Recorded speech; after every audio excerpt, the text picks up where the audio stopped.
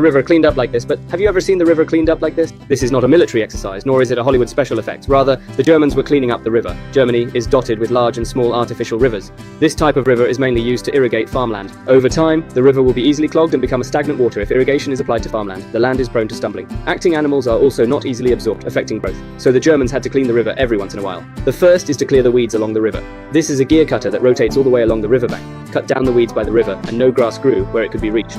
Then use a salvage machine to salvage the aquatic weeds. This is more troublesome. To be divided into two steps, the Germans also have newer machines. This is a chainsaw, drum, cutting machine. This is the first time I've seen a machine like this. Cutters are responsible for cutting weeds on the shore. Chainsaw installations have multiple targets, responsible for salvaging weeds in the water. The drum reaches under the water and rolls up the weeds under the water. It is much more convenient to discharge it into the farmland together. In order to prevent the regrowth of aquatic weeds, it is also necessary to use a salvage machine for salvage. Thoroughly remove weeds from the water.